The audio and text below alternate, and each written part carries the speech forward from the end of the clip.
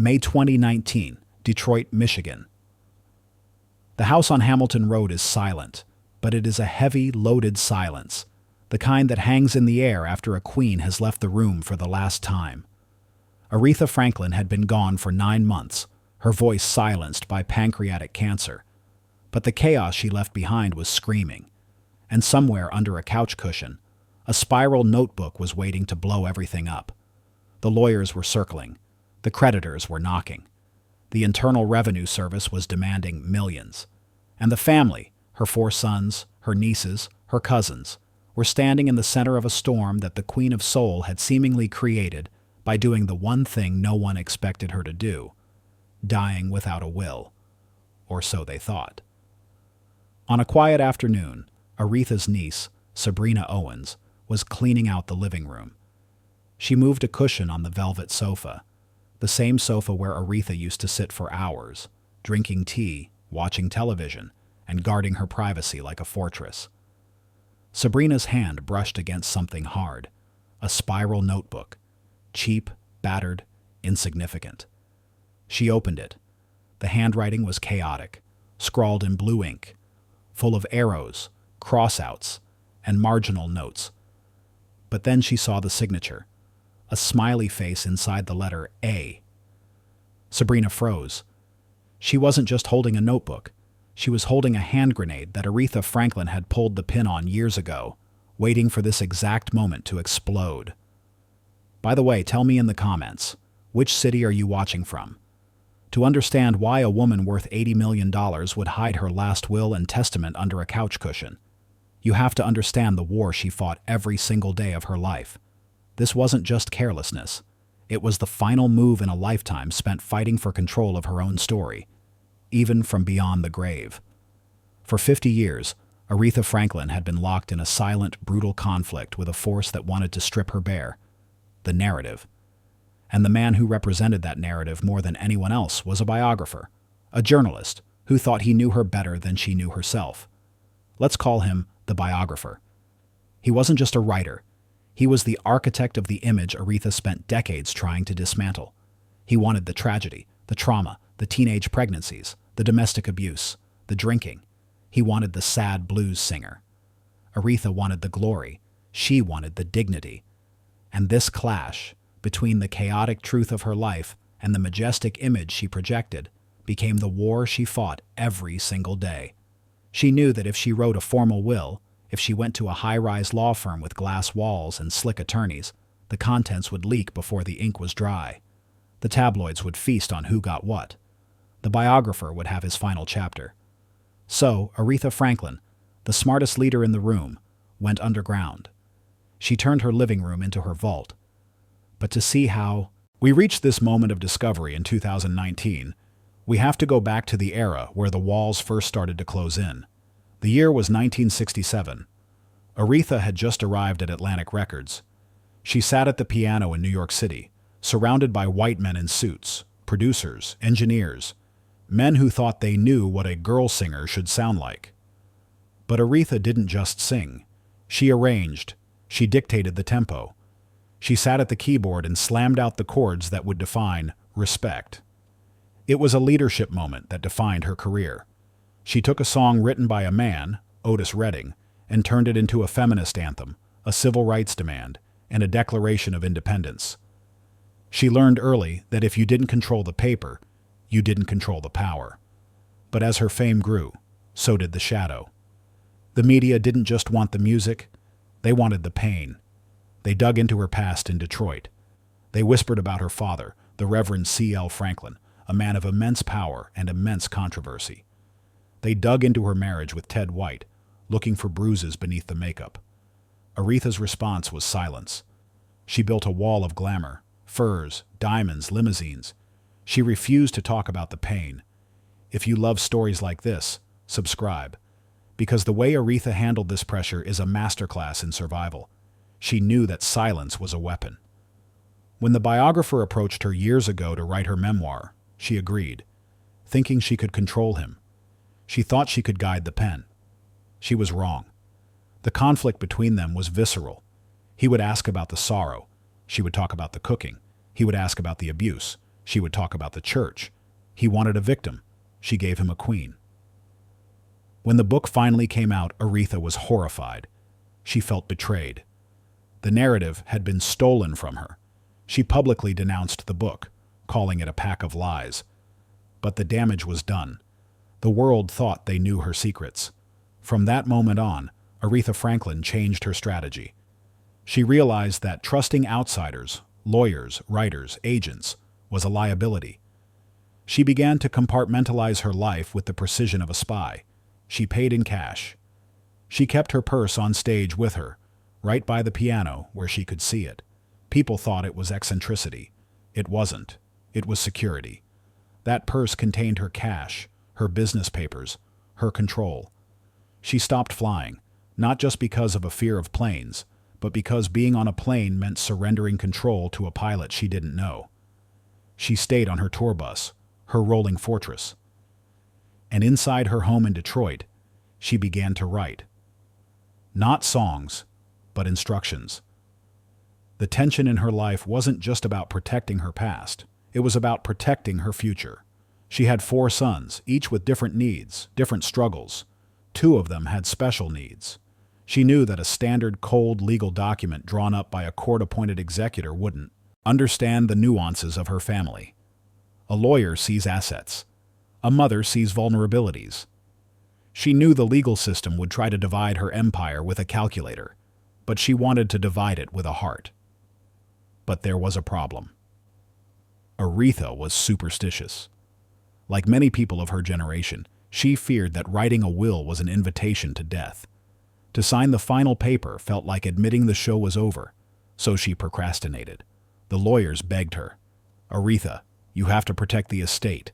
The IRS will take half if you don't plan." She would nod, offer them some peach cobbler, and change the subject. She was playing a game of chicken with mortality. But the truly shocking part was still ahead. As her health began to decline in the 2010s, the pressure from the biographer's narrative intensified. Unauthorized books were being written. The media was speculating about her weight, her health, her voice. They said she was losing it. They said she was broke. Aretha responded by performing one of the greatest miracles of her career, the 2015 Kennedy Center Honors. She walked onto the stage in a fur coat, sat at the piano, and dropped the coat to the floor, a move of pure theatrical dominance. She sang, "You Make Me Feel Like a Natural Woman," and made a sitting president of the United States cry. It was a message to her rivals, to the critics, to the world. I am still the boss. I still have the control. But when the lights went down and she went back to Detroit, the silence returned. She knew her time was running out. It was in these final quiet years that the spiral notebooks became her confidants. She sat on that velvet sofa, the TV blaring in the background, and she wrote. She wrote in the margins. She scratched things out. She wrote about who should get the furs, who should get the piano, who should be the executor. But she didn't tell her lawyer. She didn't tell her sons. She told the couch. Why? Because in Aretha's mind, a document in a lawyer's safe is public property waiting to happen. A document in a couch cushion is a secret between her and God. She was betting that her family would find it when the time was right. It was a gamble of biblical proportions. When Aretha died in August 2018, the world mourned. The funeral was a global event. Pink Cadillacs lined the streets of Detroit. Presidents and pop stars spoke. But behind the scenes, the panic was setting in. The biographer and the press were already writing the post-mortem. Aretha Franklin died into state. Her fortune is in chaos. The family will tear each other apart. It fit the tragic narrative they always wanted for her. The dumb genius who could sing but couldn't manage her money. For months it seemed they were right. The lawyers scoured the house. They looked in the filing cabinets. They looked in the safe. Nothing. The estate was declared intestate. The sons were worried. The IRS was sharpening its knives. The narrative was winning. But this was the moment when everything started to change. May 2019. Sabrina finds the notebook, and not just one. They found 2 different wills, one from 2010, found in a locked cabinet, which was eventually found, and the chaotic one from 2014 found in the couch. The 2010 will was more formal, notarized. The 2014 will was a mess of scribbles and a smiley face. And here lies the brilliance of Aretha's final act. She created a conflict that forced the legal system to look at her humanity, not just her bank account. The 2014 couch will was radically different from the 2010 will. It gave more control to her youngest son, Kekalf. It cut out the lawyers.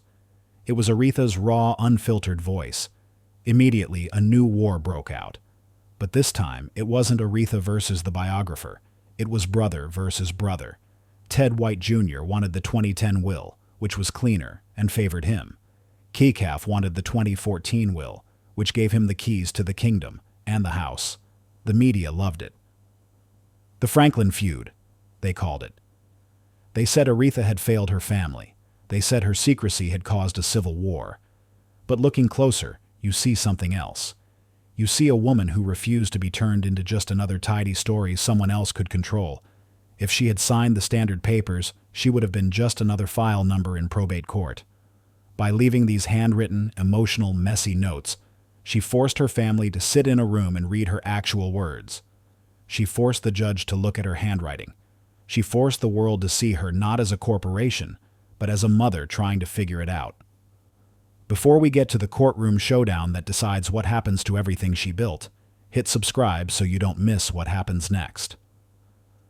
The trial began in 2023. It was a surreal scene. A jury in Pontiac, Michigan, was asked to decide if a spiral notebook found in a couch cushion counted as a valid legal will. The lawyers for the 2010 will argued that the 2014 note was just a draft, a scribble, a wish list that she never intended to be final. They pointed to the scratches, the lack of witnesses, the informality. "Look at this," they said. "This isn't a legal document. This is a diary entry." But Kekalf's lawyers argued the opposite. They argued that in Michigan, a holographic will, handwritten, is valid if it's signed and dated. And there, at the bottom of the page, was the smiley face. That signature. It was the most Aretha thing possible. It was cheeky, it was personal, and it was undeniable. The deeper the trial went, the clearer it became. This wasn't just about money anymore. It was about who got to define who Aretha Franklin really was. Was she the formalized, polished icon represented by the 2010 documents? Or was she the raw, soulful, imperfect woman represented by the 2014 couch notes? The real rival in this courtroom wasn't just the other lawyers. It was the system itself saying, "We only respect neat, formal documents." The legal system demanded order. Aretha answered with soul. She was challenging the system from the grave. The jury had to look at those papers and decide, does this woman's voice count even when it doesn't follow your rules? There was a moment in the trial where the tension was palpable. The jury was examining the handwriting. They saw the specific instructions she left about her gowns. She wanted her gowns to be auctioned or given to the Smithsonian. She detailed who gets the money from her music royalties. It was meticulous in its own chaotic way. It showed a leader who knew exactly what her assets were. She wasn't confused. She was just private. She didn't want a notary in her living room. She wanted to make these decisions in her pajamas, with the TV on, in the sanctuary of her own home. But what she didn't know yet was that this decision would cost her family years of litigation. Or maybe she did know. Aretha was a student of history. She knew that Frederick Douglass, Prince, Bob Marley, so many black icons died without clear wills, and the state took over. Perhaps she thought, if I write it myself, no one can misinterpret my tone. But handwriting is open to interpretation. The cliffhanger for the jury was real. If they declared the 2014 will invalid, they were essentially saying Aretha's private voice didn't matter.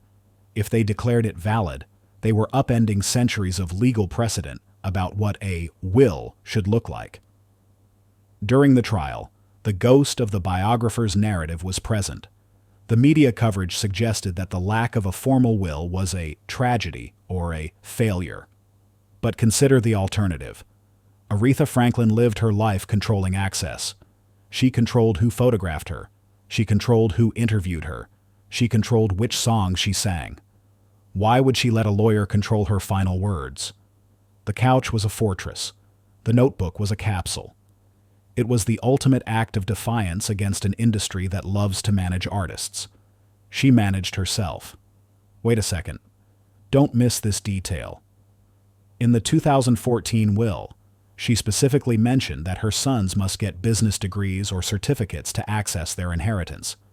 This is the didactic leadership quality shining through. She wasn't just giving them money. She was giving them a mandate. Get educated. Learn the business. She knew the industry sharks would come for them. She knew the rivals would try to cheat them. By mandating education in her will, she was trying to arm them for the war she knew was coming. A standard will rarely include such personal, parental stipulations. Only a mother writing on a sofa thinks of that. As the jury deliberated, the tension in Detroit was high. The estate had been frozen for years. The IRS had finally been paid off, a massive victory for the estate administrators. But the question of ownership remained. The two sons, Ted White Jr. and Kakaf, sat on opposite sides of the aisle. It was the kind of division Aretha hated.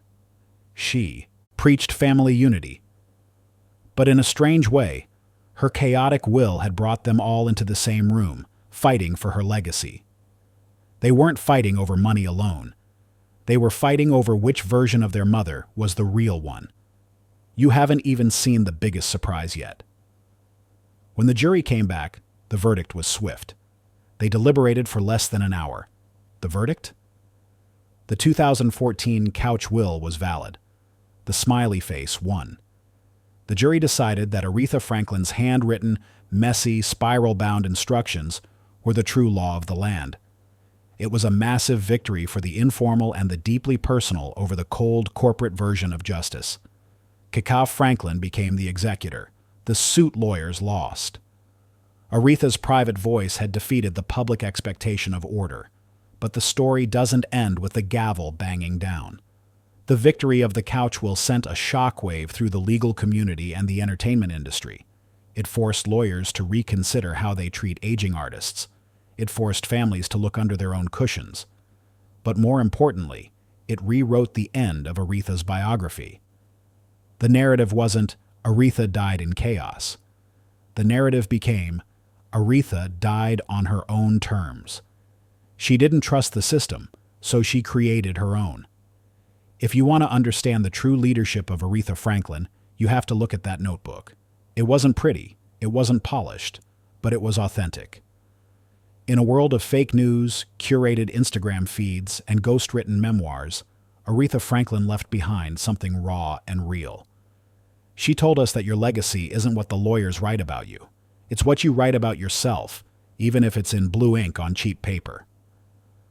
Think about what you would feel if you were in that position. You have millions of dollars, a complicated family, and a world watching your every move.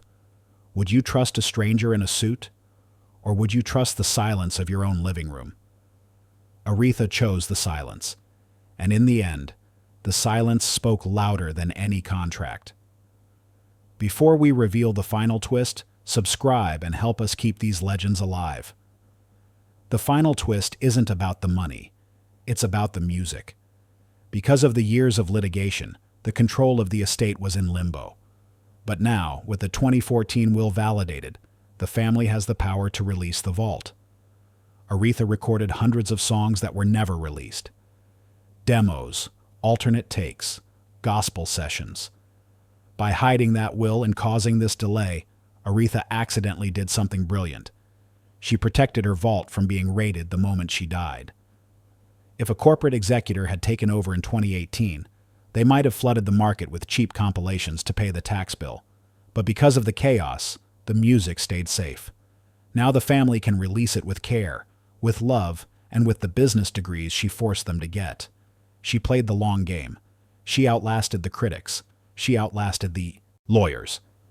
She even outlasted the expectations of her own death. The biographer thought he had the final word with his book. He didn't. The final word was written by Aretha, signed with a smiley face, and hidden where only those who truly looked for her could find it. Hit like, subscribe, and drop your comment before you hear the final twist. There is one last secret about that couch. When they found the notebooks, they also found something else tucked away in the cushions of her home. Cash, checks, small notes. It turns out, Aretha Franklin treated her entire home like a living will. She didn't just hide papers. She hid pieces of herself in every corner of that Detroit mansion. She made her family search for her. She made them work for it. She didn't hand them a legacy. She made them discover it. And in doing so, she ensured that for years after her death, they would still be looking for her, still thinking about her, still talking to her. The rival, the cynical view that she was losing it, was proven wrong. She wasn't losing it. She was hiding it. She knew exactly where everything was. And now, so do we. Aretha Franklin didn't just demand respect. She commanded it, from the stage to the sofa, from the charts to the courts. The Queen of Soul reigned supreme, and her final decree was written in her own hand, on her own time, in her own house. Long live the Queen. If you enjoyed this journey into the mind of a legend, subscribe for more. There are many more secrets to uncover.